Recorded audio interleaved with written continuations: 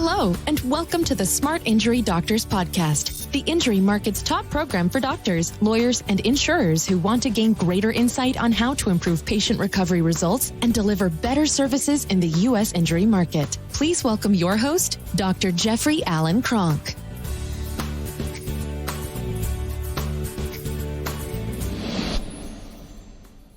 Okay, doctors, what I want to talk about today, this morning, is how do examinations get you referrals?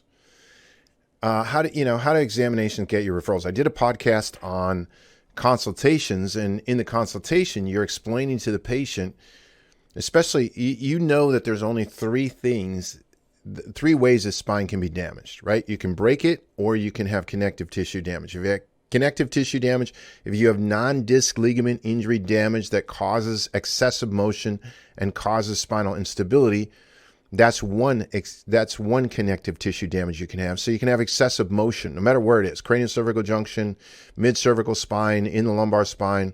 You can have non-disc ligament damage. You can also have disc damage, and that is disc herniation. So that's picked up on the MRI. And you can also have a combination of both, which is the worst scenario you can have, is you have a disc herniation and you have, severe trauma to your non-disc ligaments. So you have, significant excessive motion with the disc herniation. That's the most problematic thing you're going to have, right? So you're doing your consult. Your consult, you're listening to what does the patient have? What are their symptoms? Do they have any pre-existing conditions? Is there any gap in care that you need to cover? Do you need medical records? Do you need to get the medical records? Do they have any other kind of pre-existing conditions that would cause the body to not rehab as well? Do they have high blood pressure? Are they obese? Are they overweight? Do they have other medical conditions? So all that you're picking up in the consult. Now you're now driving over into the exam, right? And the exam is you're going to do a couple different things. One, you're going to check the craniocervical, the cranial nerves. You're going to check those. You're just going to make sure that there's remember, anything that has to do with the craniocervical junction can generate problems to the cranial nerves themselves, right? So you're going to check that. Everybody knows how to do that check. You're going to check those. And you're also going to, you're going to palpate, right? You're looking for inflammatory conditions. And in the spine, you're going to palpate the in between the spinous processes. And you're going to palpate and see if you've got inflammation. And the patient will be sore as a result of it. Not sore as a result of your exam, sore as a result of the inflammation from the damage to the ligaments. So you want to palpate good the craniocervical junction. You want to palpate good up in the atlas and the axis. And then you want to go in between the interspinous spaces on each vertebral pair. C2, C3, C3, C4, C4, C5, C5, C6, C6, C7, C7, T1.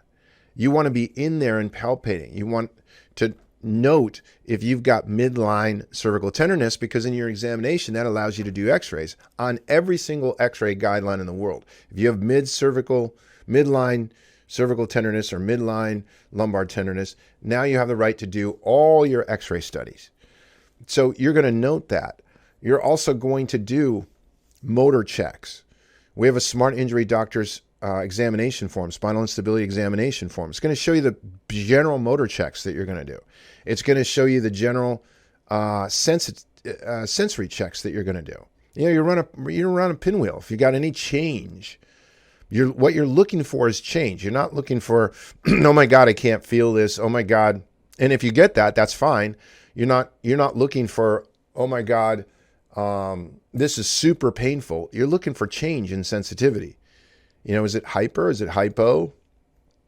And you're noting it, right? And you're going to note it because that's going to tell you. So if I've got a C5 dermatome, I know that the C5 nerve comes out, you're going to know it comes right out of the C4, C5 motion unit, right? Where does C1 come out of? Well, it comes right out of between C1 and the occiput. Where does C2 come out of? Between C1 and C2.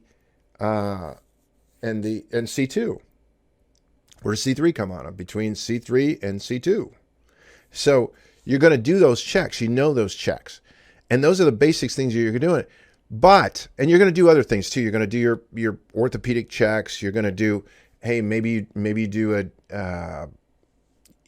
whatever other things, whatever other examination procedures you do, you're going to do these things. Maybe you do a postural check. Maybe you do a visual postural check.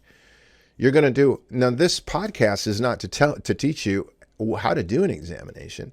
I'm just telling you, you're going to do an examination. And when you do, let's say you find a weakness in a muscle, then you're going to be relating that back to the patient that this is an indication that there can be some ligament damage.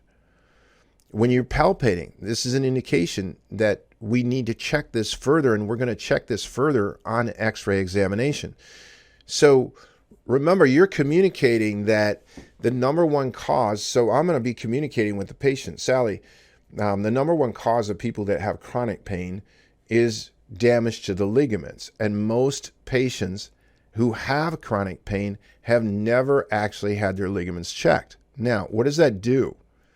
Well, that tells the patient, anybody that you know that's either in a trauma or has chronic pain doesn't have their ligaments checked.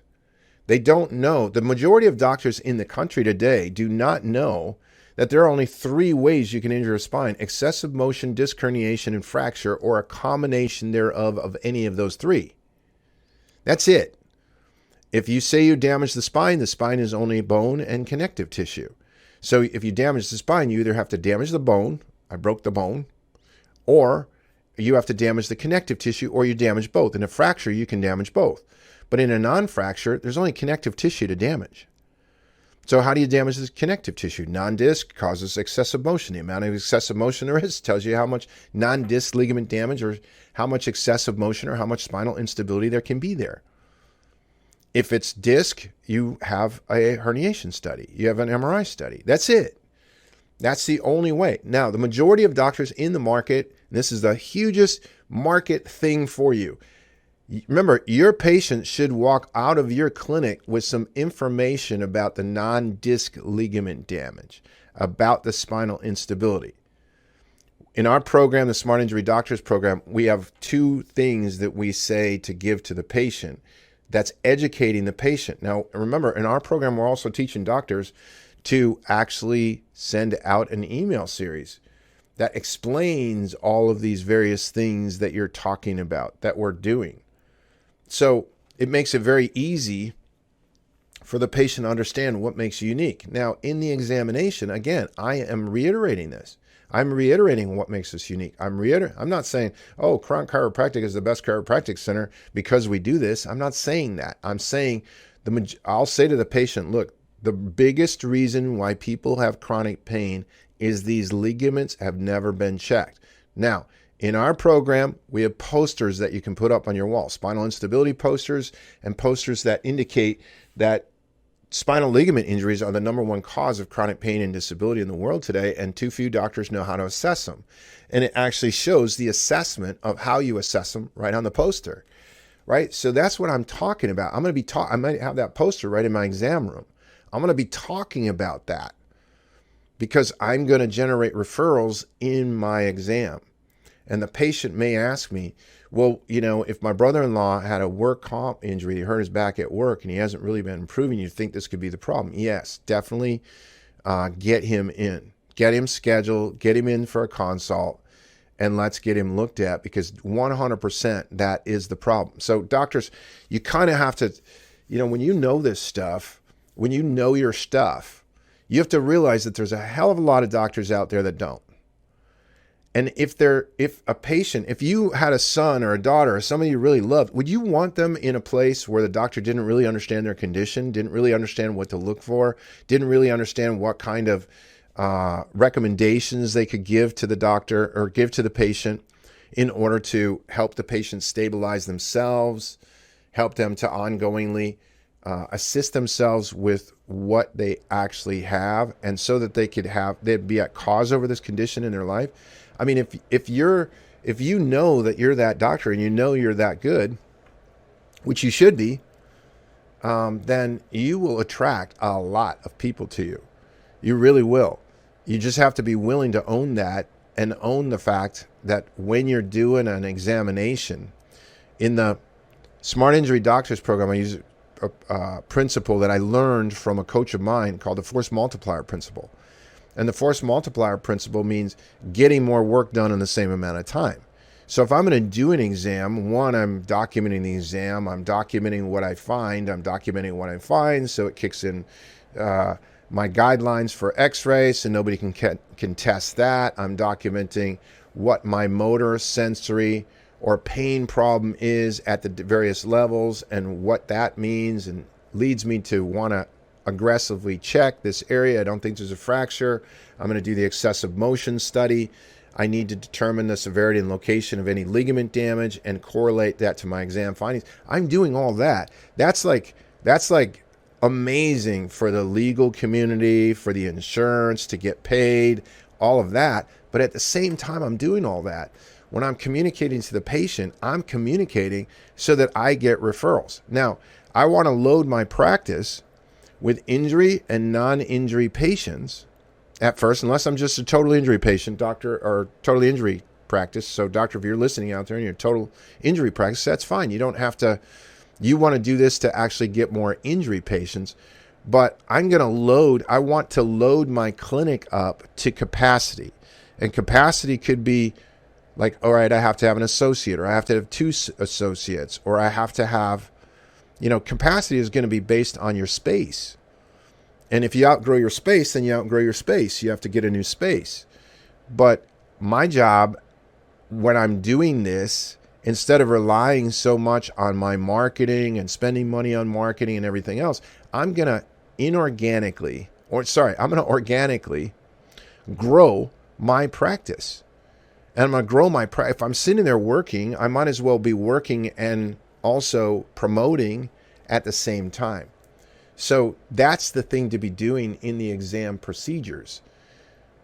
That's what I teach. That's what we teach. And it makes a lot of sense because you will get a lot more injury patients. But you also have to have, in all fairness, to be ideal, you want to have posters set up. You want materials that you're going to give to the patient. You want all that set up. It makes it a heck of a lot easier. So doctors, if you want to grow an injury practice, grow it through basically the style and the things that you're communicating in your consult, in your exam, in your x-rays, in your report of findings, in your report to a patient as to their imaging results, in your re-exams, in your finalized exams. All of this and the way that you communicate will help you to generate a practice that doesn't require you to spend tons and tons of money outside if you don't want to. You just build it organically. So again, on these podcasts, short, sweet, right to the point. Hope you got something from this. If you have any questions or you want more information on our program, on the Smart Injury Doctors program or on the Smart Injury Lawyers program, call us at 800-940-6513 or look us up either on www.smartinjurydoctors.com or www.smartinjurylawyers.com. Doctors, I thank you very much for your attention today, and I look forward to seeing you on the next podcast.